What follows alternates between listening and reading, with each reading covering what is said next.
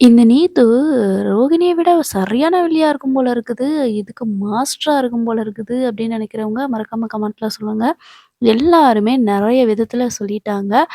இவங்க அதாவது நீத்துவோட ரெஸ்டாரண்ட்ட வந்து எரிச்சது அவங்களா இருக்கும், இவங்களா இருக்கும் அப்படின்னு சொல்லிட்டு. ஸோ நம்ம ஒரு கெஸ்ல சிந்தாமணி இப்படி பண்ணியிருக்கிறதுக்கு வாய்ப்பு இருக்கும் அப்படின்றதுல தான் நம்ம பார்க்க போறோம். இப்போ முத்துவும், செல்வமும் போயிட்டு நீத்துவோட ரெஸ்டாரண்ட்ல பேசுறாங்க. நம்ம லாஸ்ட் வீடியோல சொல்லியிருப்போம். இது ஏன் நீத்துவே பண்ணியிருக்க கூடாது? அதாவது ரெஸ்டாரண்ட் வந்துட்டு அவங்க வந்து அவ்ளோ பார்த்து, பார்த்து அவங்க பண்ணிக்கிட்டது. ஒவ்வொன்னையும் சாதாரணமா இந்த ரவிய தன்னோட பக்கம் இழுக்கிறதுக்காகவும், ஸ்ருதிய பழிவாங்கணும் அப்படின்றதுக்காகவும், இந்த அளவுக்கு போவாங்களா அப்படின்னு கேட்டா, கண்டிப்பா போயிருக்க மாட்டாங்க. அதே சமயம் முத்துவும் இந்த மாதிரி பண்ணியிருப்பாருன்றதுக்கு வாய்ப்பே கிடையாது. அது நம்ம எல்லாருக்குமே தெரியும்.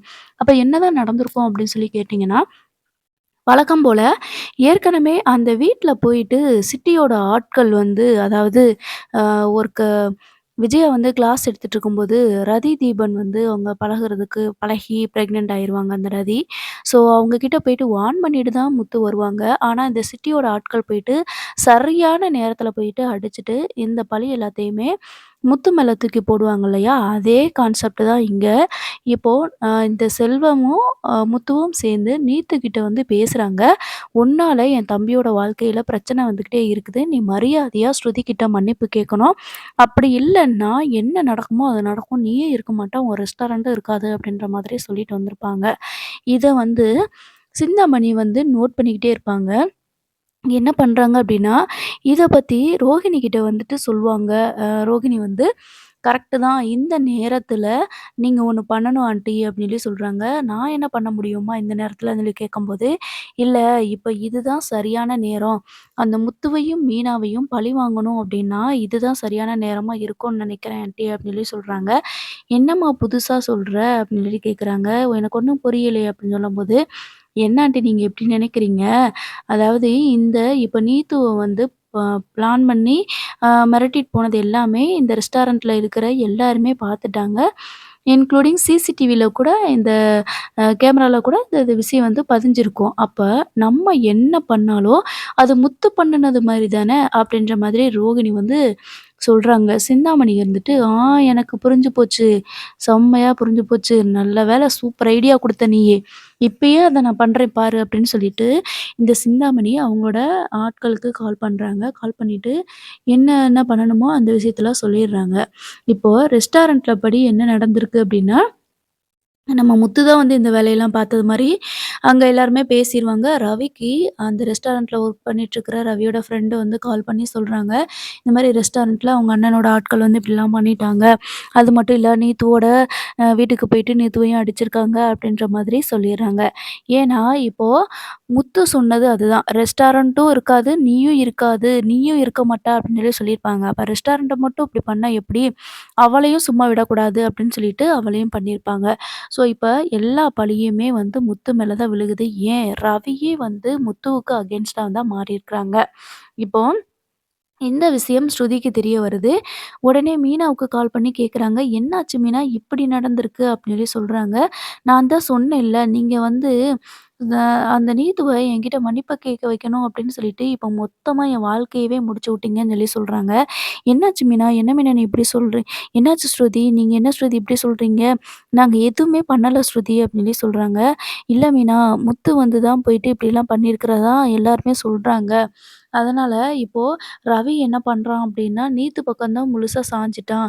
இப்போ நீத்துவ பார்க்கறதுக்கு நீத்து கூட தான் இருக்கிறான். அவனோட ரெஸ்டாரண்ட்டே போயிருச்சு அப்படின்னு சொல்லிட்டு, எனக்கு நல்லது பண்றதா நெனச்சுட்டு, என்னைய இப்படி நீங்க இது பண்ணிட்டீங்களே அப்படின்னு சொல்லிட்டு ஸ்ருதி சொல்றாங்க. இல்ல கண்டிப்பா இவங்க பண்ணியிருக்கவே மாட்டாங்க. உங்களுக்கு என் மேல நம்பிக்கை இல்லையா ஸ்ருதி? அப்படின்னு சொல்லி சொல்றாங்க. இல்ல ஏற்கனவே சொல்லியிருக்கிறாரு. உங்ககிட்ட மன்னிப்பு கேட்கிற விதத்துல உன்கிட்ட வந்து நீத்து மன்னிப்பு கேட்பான்னு சொல்லிட்டு என்கிட்ட சொன்னாரு அப்படின்னு சொல்லிட்டு சொல்றாங்க. ஸோ, இப்ப எல்லா பழியும் முத்து மேல விழுந்துருச்சு.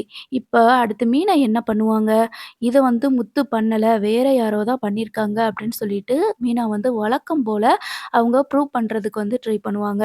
ஸோ, எல்லார்கிட்டயுமே கேட்டு பார்க்குறாங்க, கெஞ்சி பார்க்குறாங்க. யாருமே வந்து இப்ப முத்துவ நம்பல. அண்ணாமலை அப்பா கூட, "இல்ல முத்து இப்படி முத்து தான் இப்படி பண்ணியிருப்பான்" அப்படின்ற மாதிரி சொல்றாங்க. விஜயா இருந்துட்டு, "என்னங்க இவன் இப்படி பண்ணிட்டுருக்கான், இவனோட ரவுடித்தனத்தெல்லாம் இதுல வந்து காட்டிட்டுருக்கான். இப்ப அந்த ஸ்ருதி வந்து நிரந்தரமா இந்த வீட்டுக்கு வராம போயிருவாங்க போல இருக்குது. இந்த ரவி போய் நீத்துவ பார்த்துட்டு இருந்தா, அப்புறம் எப்படி ஸ்ருதி வருவா? அவங்களோட வாழ்க்கையவே மொத்தமும் முடிச்சு வச்சுட்டானே! அப்படின்னு சொல்லிட்டு விஜயாவும் வாய்க்கு வந்தபடி திட்டுறாங்க. ஆனா, மீனாவுக்கு நம்பிக்கை இருக்குது. கண்டிப்பா இது முத்து பண்ணியிருக்கவே மாட்டாங்க அப்படின்னு சொல்லிட்டு, இப்ப முத்துவையும் அரெஸ்ட் பண்ணி லாக்கப்ல வச்சிருக்கிறாங்க. இவங்கள எப்படியாவது வெளியில எடுக்கணும் அப்படின்னா, மீனா தான் வந்து ஏதாவது ஒண்ணு ட்ரை பண்ணணும். ஸோ, இப்ப என்ன பண்றாங்கன்னா, சீதாவுக்கு கால் பண்ணி விஷயத்த சொல்றாங்க. மாமா எப்பயுமே ரவுடித்தனம் தான் பண்ணுவாங்க. ஆனா, இந்த அளவுக்கு ஒரு பொண்ணு அடிப்பாங்களா அப்படின்னு கேட்டா, கண்டிப்பா இல்ல. அதுக்கு வாய்ப்பு இருக்காதுன்னு சொல்லி சொல்றாங்க. அருண் இருந்துட்டு, அதெல்லாம் கிடையாது. என்னையவே அடிச்சிருக்கான். அவன் என்னனாலும் பண்ணுவான் அப்படின்ற மாதிரி சொல்றாங்க. இந்த உங்க அக்காவோட வாழ்க்கை இப்படி போலீஸ் ஸ்டேஷனுக்கும், இப்படி ரவுடித்தனம் பண்ணதுக்கு, இது இவன வெளியில எடுக்கிறதுக்குமே பாதி வாழ்க்கை போயிரும் போல இருக்குது அப்படின்னு சொல்லிட்டு அருண் சொல்றாங்க. என்னால எந்த ஹெல்ப்பும் பண்ண முடியாது சீதா அப்படின்னு சொல்லி சொல்லிடுறாங்க. இப்போ நம்ம மீனா என்ன பண்றாங்க அப்படின்னா, அந்த கோகிலா மேடம் இருந்தாங்க இல்லையா? அவங்க கிட்ட போயிட்டு ஹெல்ப் கேட்கலாம் அப்படின்னு சொல்லிட்டு அங்க போய் கேட்கறாங்க. ஏன்னா அவங்களோட ஹஸ்பண்ட் வந்து ஆல்ரெடி தெரிஞ்சவங்கன்றதுனால அங்க போயிட்டு கேட்குறாங்க.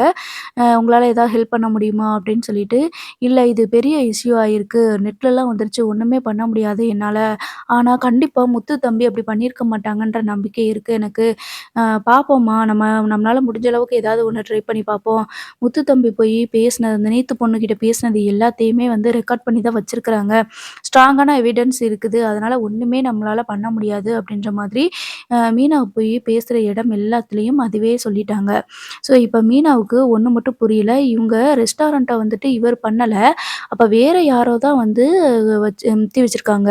அப்ப என்ன பண்ணலாம் அப்டின்னா, ரெஸ்டாரண்ட்டுக்கு பக்கத்துல இருக்கிற ஏதாவது சிசிடிவிய பார்த்தோம் அப்டின்னா, யார் வந்து இப்படியெல்லாம் பண்ணது அப்படிங்கிறது தெரிஞ்சிரும் அப்படின்னு சொல்லி, நாம மீனா வந்து ட்ரை பண்றாங்க. ஸோ, இப்ப நீத்தோட ரெஸ்டாரண்ட்டுக்கு முன்னாடி இருக்கிற ஒரு கடையில போயிட்டு, எனக்கு கொஞ்சம் இத பார்க்கணும் அப்படின்ற மாதிரி கேட்குறாங்க. இல்ல காட்ட முடியாது. சிசிடிவி கேமரால பதிவானதெல்லாம் காட்ட முடியாது அப்படின்னு சொல்லி சொல்றாங்க. தயவு செஞ்சு என்னோட ஹஸ்பண்ட் மேல இந்த பழி விழுந்திருக்குது. அவர எப்படியாவது நான் வெளியில எடுக்கணும். தயவு செஞ்சு எனக்கு உதவி பண்ணுங்க அப்படின்னு சொல்லிட்டு ரொம்ப கெஞ்சி கேட்குறாங்க. ஸோ அந்த கடையில வந்து அவங்களோட ஓனர் வந்து என்னாச்சு மீனா? அப்படின்ட்டு கேட்குறாங்க. அப்போ இந்த மாரிலாம் நடந்துருச்சு அப்படின்னு சொல்லி சொல்றாங்க. அந்த ஓனரோட வீட்டுக்கு மீனா வந்து பூ குடுப்பாங்க போல இருக்குது. சரி வா நான் உனக்கு நீங்க வந்து இந்த வீடியோவ பாருங்க அப்படின்னு சொல்லிட்டு பார்க்குறாங்க. அதுல முத்துவும், செல்வமும் பேசிட்டு வந்ததுக்கு அப்புறமா, அங்க வந்துட்டு வேற யார் வராங்க அப்படின்னு சொல்லிட்டு பார்க்கும்போது, அங்க சிந்தாமணியோட கார் வந்து நின்னு சிந்தாமணி உள்ள போறத வந்து பார்க்குறாங்க. அப்ப அவங்களுக்கு புரிஞ்சிருது முத்துவும், செல்வமும் பேசிட்டு வந்ததுக்கு அப்புறமா, இந்த சிந்தாமணி தான் உள்ள போயிருக்கிறாங்க. அப்ப அவங்க தான் ஏதாவது ஒண்ணு பண்ணியிருக்கணும் அப்படின்ற மாதிரி அவங்க வந்து மீனா வந்து கெஸ் பண்றாங்க. ஸோ அந்த ஆட்கள பிடிச்சோம் அப்படின்னா, அ நம்ம கண்டிப்பா எல்லா உண்மையும் வெளியில கொண்டு வந்துரலாம் அப்படின்னு சொல்லிட்டு மீனாவுக்கு சின்னதா ஒரு லீடு கிடைச்சிருக்கு.